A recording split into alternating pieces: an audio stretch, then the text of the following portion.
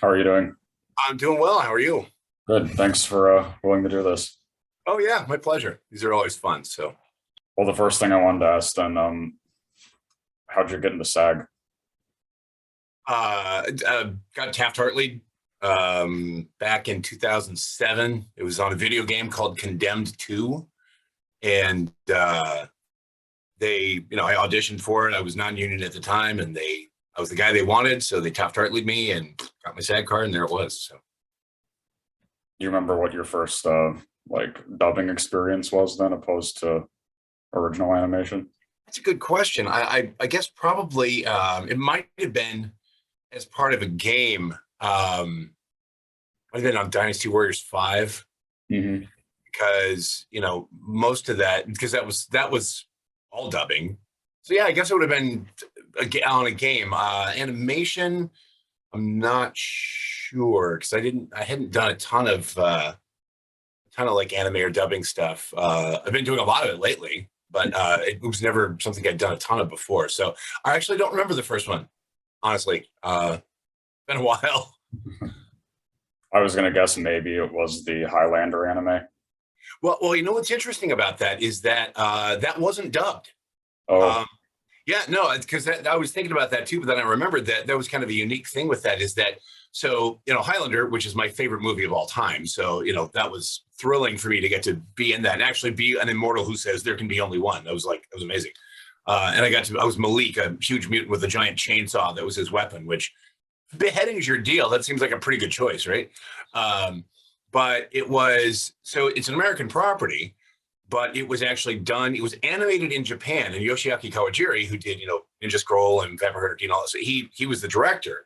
But all of the dialogue was actually recorded in English hmm. first. So Okay. it wasn't actually a dub. And there a lot of people were confused by that. Like, oh, I don't know what the dub. It's like, it's not a dub. There was the original dialogue was recorded in English. And I think then it was probably dubbed into Japanese later. But that was one of the few where it actually went backwards. So yeah, that wasn't dubbing that time. Okay. Fun to work on them. So when you did get for the role in the Dynasty Warriors franchise, was it Guan Yu first, or was It it was Lee? Guan Yu first, yeah. Okay. Yeah, it's Guan Yu first. And then, yeah, Liu Bei came later. And then there's a few others that kind of popped up here and there, but those were the two primary ones that I ended up playing. And because I actually played, because there are two versions of Liu Bei, so I play the younger version of Liu Bei, and then there's an older version. But yeah, I played Guan Yu in a bunch of times, and then Liu Bei played multiple times. I don't even remember how many at this point because they kind of split. There was Dynasty Warriors, and then there was Warriors Orochi, and there's one other I think that split off from that, but that had all those same characters. So, but yeah, I got to play both of those characters quite a few times. So Who do you think you can relate to more compared to them? I don't know. They're both pretty heroic. I would like to aspire to that. I don't know that I could achieve it, but uh, the thing I don't know. I guess the thing that for both of them that I really like is their loyalty. Mhm. Their loyalty to their friends, the people they love, the people they're responsible for. That's something that's important to me, something I try to maintain in my own life. So I guess that kind of always appealed to me. Just their unwavering loyalty. I mean, that's pretty cool, right? Mhm. Just and generally too, who do you think out of all the characters you played that you do relate the most to?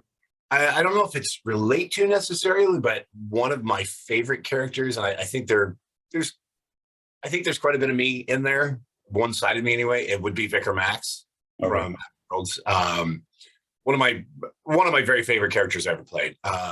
There's a healthy dose of me in there, I think. And just part of this, the writing was so good. The writing was such a joy to do. It was so smart and so well done. And as opposed to a lot of the games I've worked on, whereas grenade, get down, which I love that stuff, but these were entire monologues and character development and expressing ideas and emotions. And it was a real joy. And it was funny. I watched one of the making of videos of that, and I didn't know about this till I saw the video, but one of the developers, who I think was the one who created Vicar Max as a character. And I can't remember her name. I'm so sorry. I should look it up. But we never actually worked together. But she was talking about what she had envisioned Max being, And then when she heard me, she said that it was not what she'd had in mind for him. But Oh. she said the more I listened to him, the more I realized, oh no, I actually really like where this went. And so that was good because, you know, it's sometimes I think you're trying to fulfill the vision of the creators. And every once in a while, you do something and they go, oh, okay, that's pretty cool.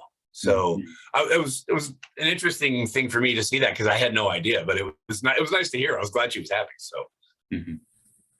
And on the topic of video games, is there a special story of how you got involved with the Fire Emblem franchise? I auditioned. I mean, honestly, that's the story. It's you know, most things, honestly, that's how it comes about. That, you know, most things you audition for. You know, fortunately, I'm at the point now where, you know, I've been at this long enough, and I have a good enough reputation and a, you know, track record and body of work, which is something I didn't even realize until just recently myself.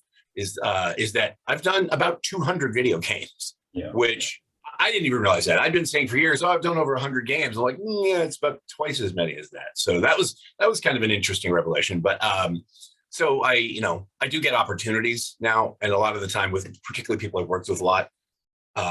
If, you know, particularly if they're under the gun or they have say in the casting themselves, they'll just kind of go through their list of, you know, those of us that they like to work with, that have worked with them before, and say, hey, you know, available for this, and come in and play some parts. So, but I think this was like most things, just auditioned for it and then went in and you know, got to have a lot of fun with it. So.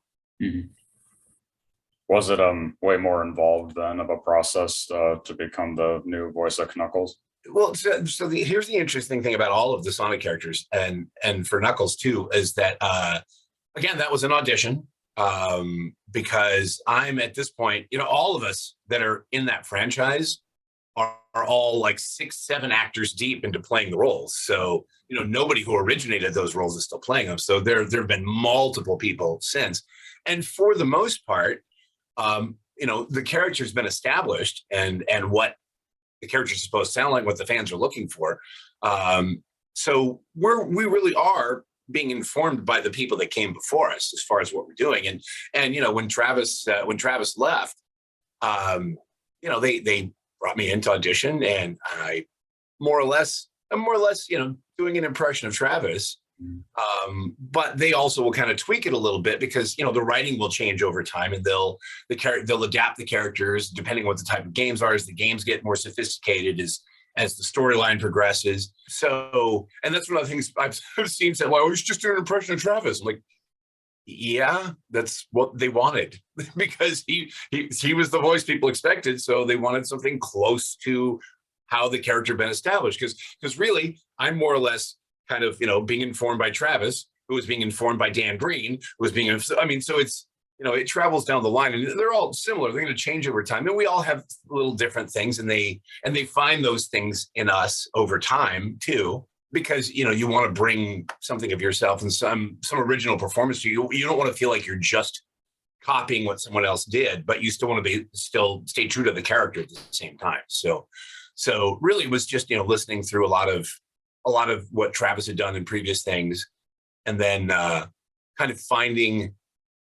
partly finding the voice, but also just kind of, you know, finding the character and who he was and how he reacted, how he thought, what he did, where he was coming from, and then just sort of have that all in mind as I'm moving forward, doing new dialogue with new stories. So it's always interesting taking over a role from someone else, because, you know, I mean, and it's kind of, dubbing is that way to a degree too, just because there is a bit of an established performance, even if you're coming from a different language. You know, there are choices that are made. You're obviously matching the lip flap, the animation, but also, you know, emotional states and levels and all those things. So, yeah, it's always tricky, particularly when it's someone who's, you know, popular in a role. You know, you're always gonna get some backlash. You know, it's not like any of us are out there saying, I'm going to take that job from that guy. When somebody, you know, when somebody moves on and you fill in, or, you know, or sadly, if they pass, or, you know, which happens, it's a tricky thing. But, you know, the thing we try to do the most is we try to honor the character. We try to honor the person that did it before us. And we try to, you know, make the fans happy, which Doesn't always happen, but we certainly try. What do you think the case is so far where you've had to alter your voice the most significantly for something? Oh man, that's a daily thing. That's hard to say. That happens so much. Particularly doing doing any kind of creature or alien or things like that. There's a lot of that because end up using very different parts of your register. The most I couldn't. Yeah, I couldn't even answer that. I don't. It's just because it's a fairly regular thing I do. Any given time over the course of a week, I'll play a number of different characters, and most of the time, they'll be fairly different. So that's a good question. Yeah, I don't know. Just I've done a lot of altering of my voice. I guess the easier way to put it is it's fairly rare to actually hear me, like hear my normal speaking voice in something. You'll hear that in commercials. Most of the commercials that I've done, it's just straight me. The bulk of them. I mean, there's other ones when I've been more character or more, an affected thing or an accent or something like that. But yeah, most characters is not my normal speaking voice.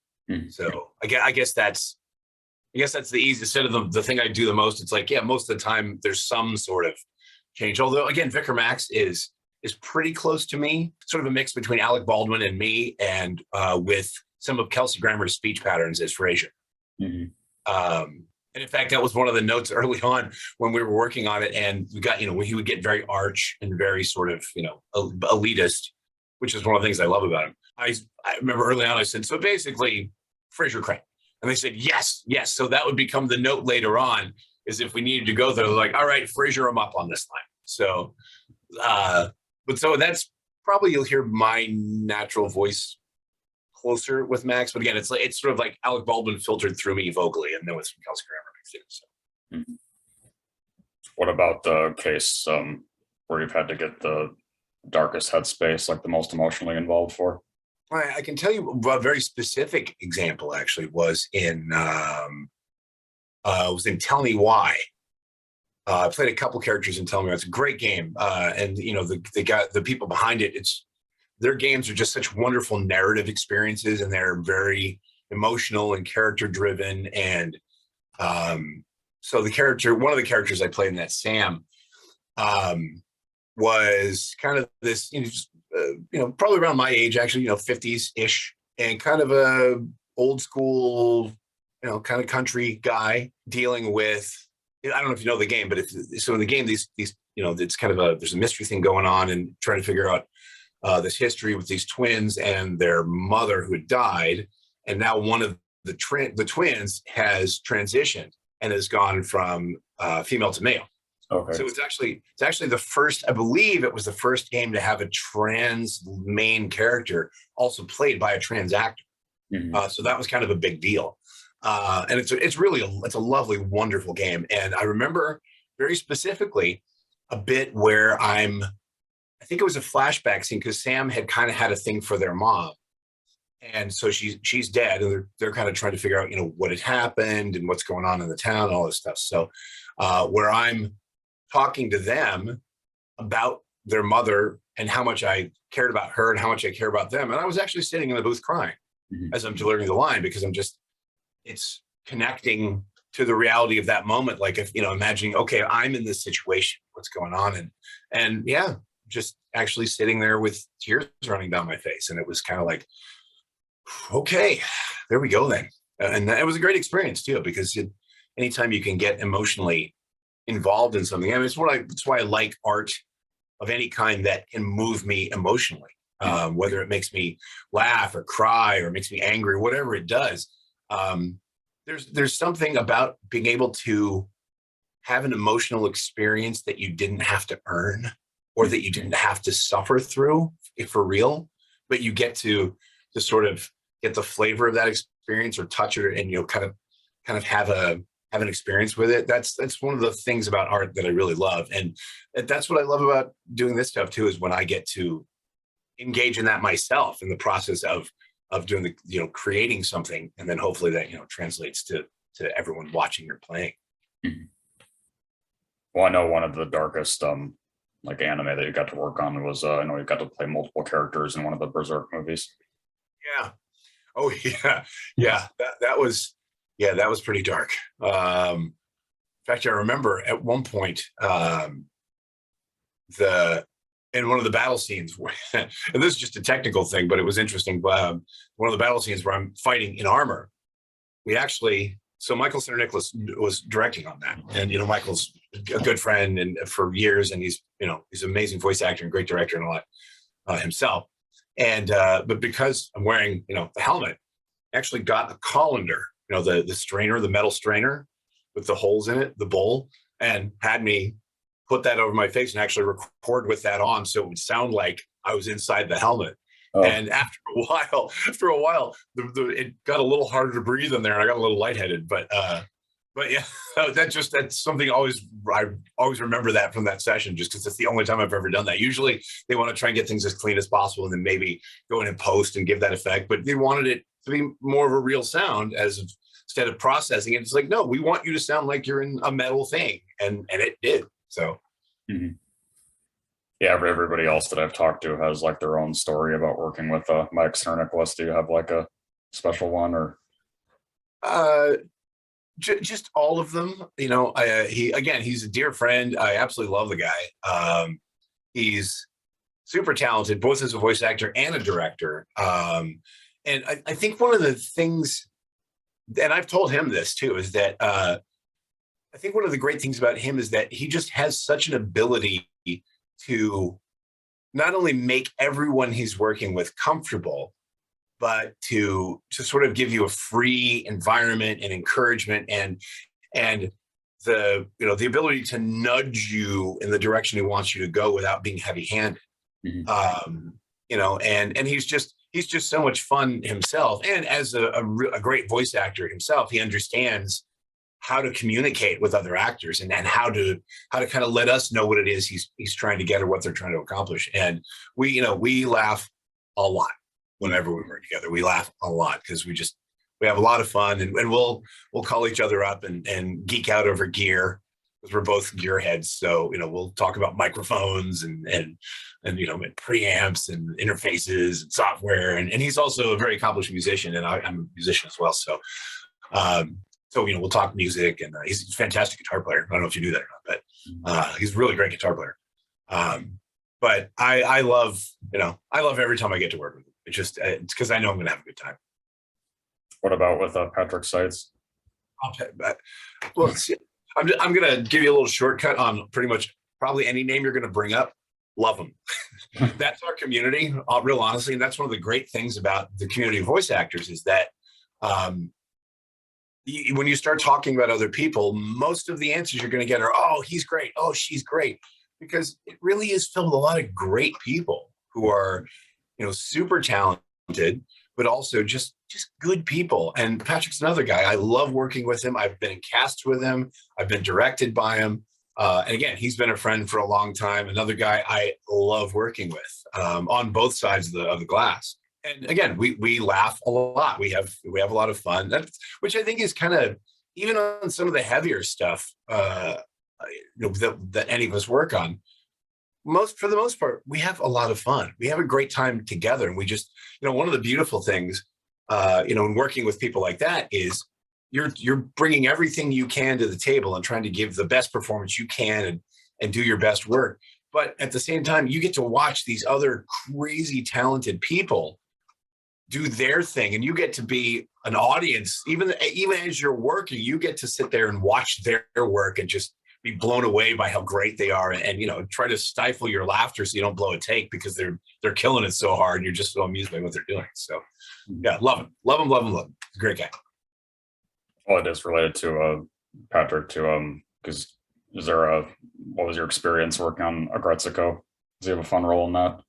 That was fun. That was entirely because of him. He had a role for me, and he said, "Hey, do you want to come in and do this?" And I was like, "For you, yeah, absolutely." I mean, for the most part, we all will take whatever jobs we can. We're mercenary in the sense that we want every job we can get, but it doesn't mean. And sometimes we'll say that, and people are like, "Oh, it's only about the money." It's like, no, it's really not. If nobody gets into this for the money, because it's the chances of making any for those of us that actually have become working actors, we're very fortunate. But it's by no means a foregone conclusion that you're ever going to make a dime doing this. So you have to do it because you love it.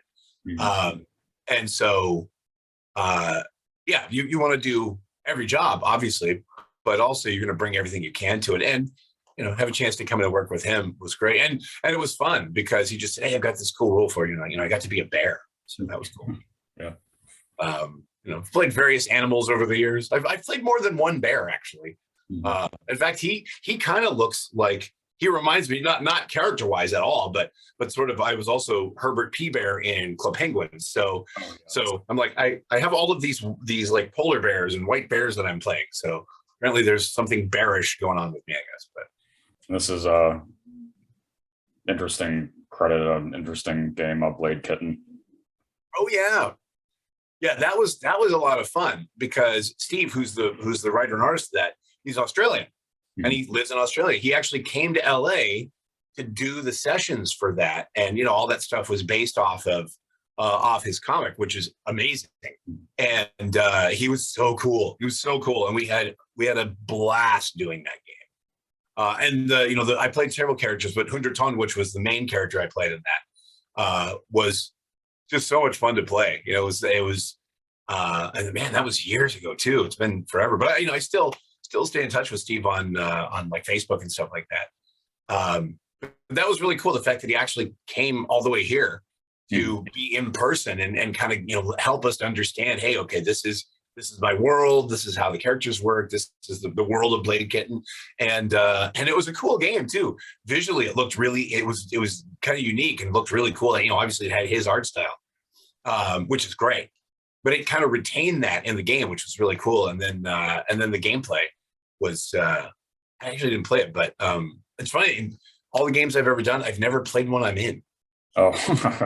Which is bizarre because I'm a huge Mortal Kombat fan, and I've had Mortal Kombat 11 sitting here since it came out. I still haven't played it yet.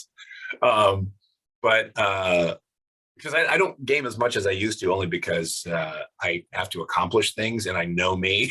If I get really into playing games again, I'll accomplish nothing. So I'm like, all right, don't play it. Just let it sit for a while.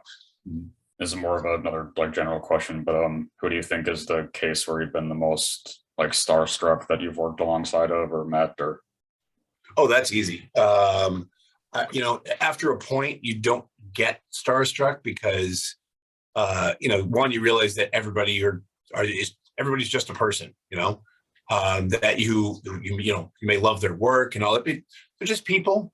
So I've gotten to work with celebrities. I've close friends who are celebrities. And I remember the first time somebody called me a celebrity, I kind of looked around. It was at a convention. They said, "You're the nicest celebrity I've ever met." And I was like, "There's a celebrity here? Where?" Because for me, it's like the idea of having fans. Wow, I have fans. That's cool. But I certainly, for me, I think celebrity, like, I have my thing, but then there's celebrities. But yeah, for me, not so much starstruck, but just sort of checklist stuff was working with Frank Welker. Frank Welker is my two biggest heroes ever as a voice actor, and there are a million of them. The people that built this industry, people that are working now, that I just absolutely love and look up to and respect. But my two all-time greats for me, there's that elite, and then the right on top of that is Mel Blanc and Frank Welker. I think all of us probably agree that Mel was the greatest of all time, and that Mel set a standard that the rest of us would be lucky to even get halfway close to. But as far as living voice actors, Frank's it. Frank's absolutely it, and he's also one of the nicest, kindest, most humble, down-to-earth guys you'll ever meet in your entire life. Also from Colorado. I didn't, realize we had that in common, so that was cool. But I got to work with him on Curious George, and he was playing George, so no dialogue. It's just all him, with emotions, and then he's emoting as George. And so I'm in the booth with him and some other pretty impressive people. But I'm playing my scene with Frank, and I'm just thinking to myself, okay, this man literally perfected this before I was born. Mm-hmm. He was an expert at this before I was even born. And he's been doing it since then. And one of the things that just was so inspiring about working with Frank was that, even after all this time, he still brings absolute joy to every moment in the booth.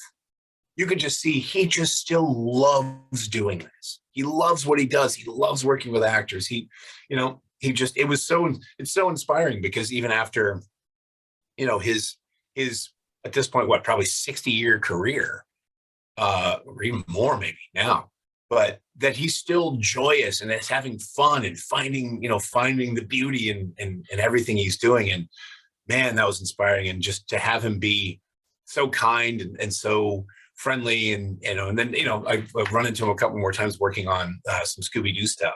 And he's always like, "Hey kid, how you doing?" He's just I love Frank Welker, and he's the guy. He's the guy for sure. Yeah. This was going back to well, yeah, I guess it technically is anime, but people don't really talk about Lou Over the Wall. Oh yeah. The funny thing about a lot of those is that there's not a whole lot I can tell you about it. I'm pretty sure I probably auditioned for some of that, and also with Stephanie Shea, with her and Michael. They kind of have their people that they know can deliver, and they know will come in and be easy to work with, and can be versatile and stuff like that. So that was, I think that was one of those things that probably came through Stephanie. And again, I'm sure I probably auditioned for it. Mm-hmm. But it's interesting, because a lot of these things, and you never want to give the impression that we don't care, because we care about every job we do. But a lot of the time, you're busy, you're working on a lot of things, and something like that, you'll come in and do one session, maybe 2, maybe 4 hours. And then you go on, and that's your entire experience with it. So unless you were to go back and watch it, so, it's different on a fan level, and which we understand, because, we're all fans of something. I'm a huge fan of a lot of things. So I know them really, really, really well, but I know those things a lot better than I know some of the things I've worked on. And it's not because I didn't care about the thing I worked on. It's just that my exposure to it was so limited. Mm-hmm. Literally came in for one day, gave it everything I had, tried to do the best job I could do, and then went on with my life. So there's not a whole lot I can actually tell you about that. Other than that, I remember working on it, and that it seemed like something special. Yeah. And it was, there was definitely something to it. And it was one of those things where you're kind of there, again, being introduced to it as you come in a lot of the time. Just kind of watching some of the stuff and having the story described, it was like, oh, okay, wow, there's something to this. Mm-hmm. And and then I know getting to play Ryu in one of the recent Dead or Alive games. That was fun, yeah, because I'm 52, so I grew up with the beginnings of video games, and particularly as a teenager in the 80s. The arcades, that's where you lived. And so, getting to, because I always loved Ninja Gaiden from the arcade. So it was like, wait a minute, what? So that was fun. That was fun. When you get to sort of, take a shot at those things that you grew up as, or you were with, or were a fan of, or, and again, it's kind of a double-edged sword, no pun intended, but that you want, oh yeah, cool, I get to play this character, but also like, people have an idea already of how they feel like this character should be, so I hope they like it. And then, which there's that's always in the back of our minds with any of this, but also by the same token, you kind of can't get hung up on it, because realistically, the creators, the people who are the ultimate, arbiters of how things go, if they hired you and then they direct you and you give the performance that they then use, mm-hmm. that means that's what the character is supposed to be, as far as the creators are concerned. I remember there was it's always interesting. There was a character I played, and I kind of got what the person was saying when I saw it, because a lot of the time when you're doing dubbing stuff, again, there's a cultural thing between Japan and America as far as how characters are portrayed, how we interpret or view those characters. And there's an interesting thing that, and you'll notice this, and if you watch a lot of dubbed things, that I think here our perception is, if you have a physically large character or a powerful character, they typically are going to have a bigger, deeper voice. Mm-hmm. And someone who's more physically slight is going to have a lighter or higher voice. It's backwards with the Japanese. So you'll see a lot of these very, characters that look like they're from a boy band that have the big, powerful hero voice, and which is really counterintuitive to us, because we don't look at that and go, oh yeah, that you think that little guy has that voice from. So I did a character, and he was that slight looking guy, spiky hair, turned up collar on his suit jacket, rolled up sleeves. And I never saw a picture of the character. They just said, here's the character, this is the description, here's the voice we're going for, and we want him to sound like this. So I did the audition, I did what they asked for. They hired me, they directed me in the game, I did exactly as I was asked to do, and they were happy, the Japanese were happy, everyone's happy, good. Comes out, suddenly people are like, what in the hell was this guy thinking? And I saw one person actually said, I would just like to know what direction was given this man. And Keith Farley, who directed me on that, who's another good friend and phenomenal director and great voice actor, I told him that story, and we both laughed, because it's like, you want to know what direction I was given? You heard it. If it's in the game, it's what I was directed to do. That's what they wanted. I'm sorry you don't agree with that, but the guys that made it, this is what they were going for. So I don't know what to tell you. So you can't get too hung up on that stuff too. Mostly you just want to try and, I always say that voice actors, I use this analogy in my classes a lot, that we're like studio musicians. We can sight read, we can solo, we can play in ensembles, we can play in multiple styles, we can do all those things. But ultimately, our job is to make your music. Whoever hired us, our job is to make their music. They've got a vision, and we're there to help them fulfill that vision by bringing whatever we bring to the table to enhance what it is that they're trying to say. And it's different. Like if it's your project, then it's your vision and your passion, then you can have a different level of involvement or a different level of opinion as far as how things should be done. But, I always say, it's like, okay, great studio player. Yeah, you got the chops to play anything in the world. But sometimes the music just needs you to play whole notes. Mm-hmm. And you got to think it like, okay, if you don't play the whole note, no harmony, no melody, no music. Play the music, So that means whatever it is they need you to do it, and do it to the best of your ability. Mm-hmm. And hopefully people will like it. But at the end of the day, we do feel a responsibility to fans, for sure, because without fans, then nobody would care that we do this, but ultimately we kind of have to straddle that line. We definitely want to make the fans happy, but ultimately have to fulfill what it is that we were hired to do. So, like with the most recent thing that you're part of that you can talk about, I guess, would be the Arcane series. Oh yeah. Let me tell you, it's truly next level stuff. I mean, it's on a completely different level than anything I've ever seen or been involved with. And when I first went in to do that, the cast is insane. It's the all-star team, and so we're all thrilled to be there working together. And it's just like, man, this is really, really good.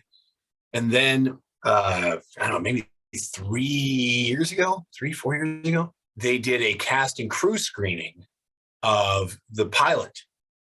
So we got to go, and so pretty much all the cast, we were all sitting together because we're all friends. So, like, hey, we were all sitting together and watching this thing, and every single one of us was floored, because we knew when we were recording that the material was great and the characters were great and great actors, but we could not have imagined what it was going to be visually. The art style is insane. The fact that it's one of the first times I've seen something where everything in that you're seeing in that world has actual weight. The physics of it, things have weight. Nothing floats over to something in a weird way. Everything has weight. There's gravity pulling down on everything. The fact that you can read expressions, just a slight change in the eyes, and you can tell what the character's thinking. I think it's the best thing I've ever worked on. And again, just seriously, next level stuff. When all of us were just kind of like, what in the world did I just see? We did that? We had anything to do with that? Really? And I'll tell you a little interesting thing too, is that pretty much the whole cast was there, except for one.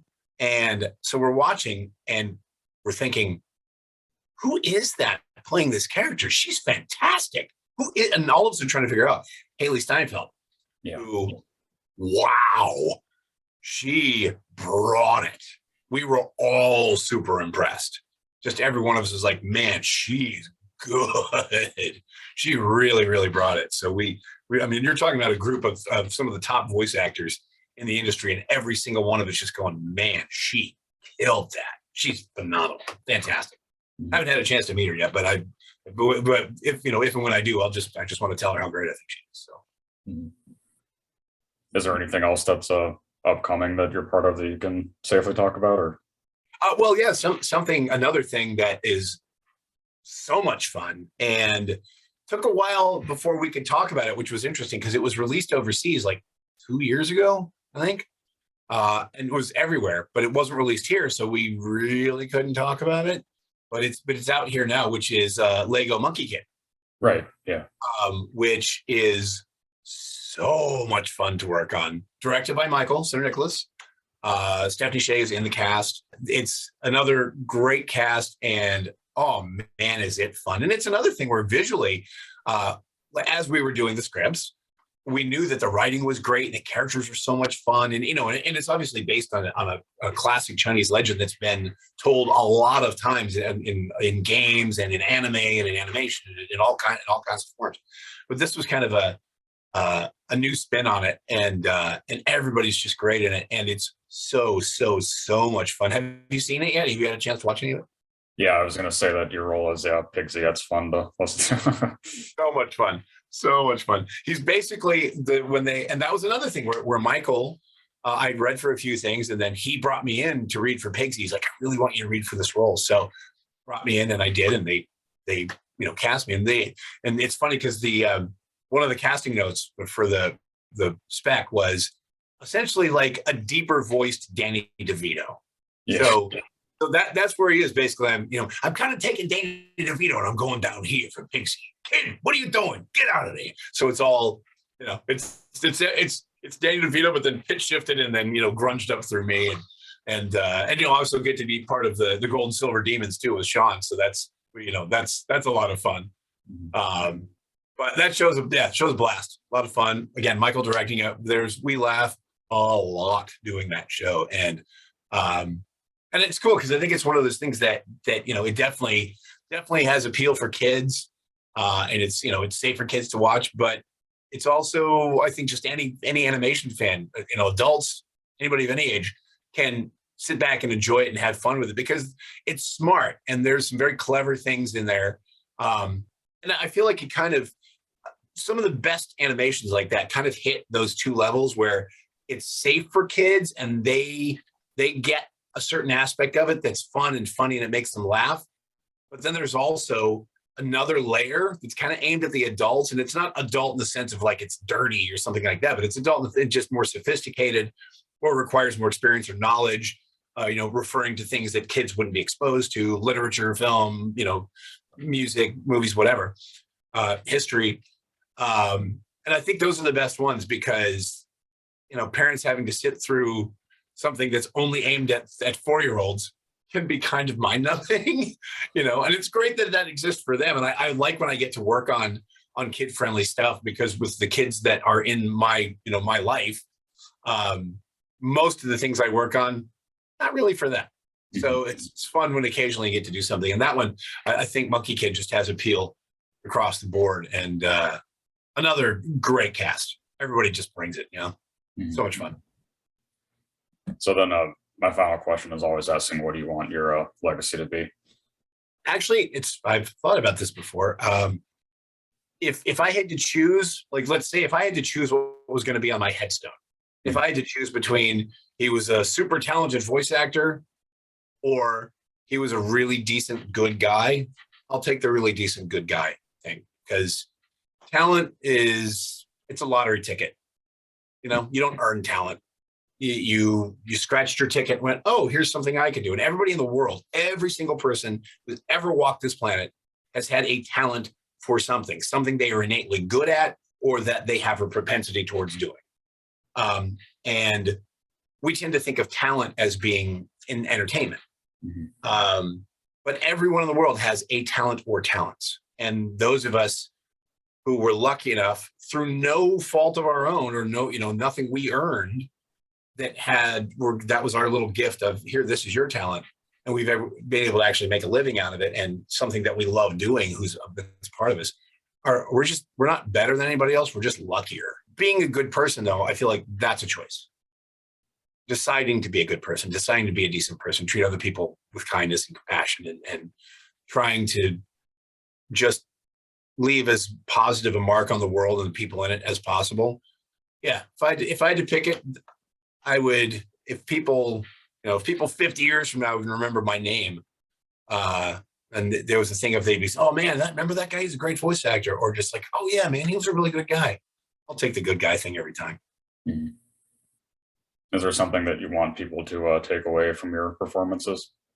I feel like really our only job as actors is really just to tell the truth, and that's whatever the truth of that character, whatever the truth of the writing is.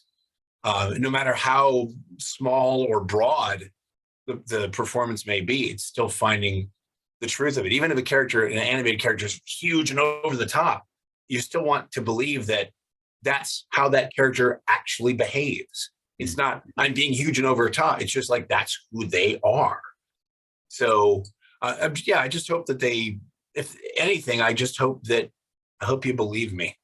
That's all I'm going for, is just to try to portray my characters for you in a way that you can accept that it's the truth. Because that's all I'm trying to do, is just tell that character's truth. Sounds all actory and everything, but we're actors, so I guess it's probably an okay thing to say. But that's it. I just hope that when somebody watches my performance in anything, that they believe it. That they can say, yeah, okay, yeah, that's a real thing. Well, thank you. I'm glad that we got to do this. Oh, absolutely. Thanks for having me. Stay safe and have a good rest of your weekend. Yeah, you as well. Thanks. Bye.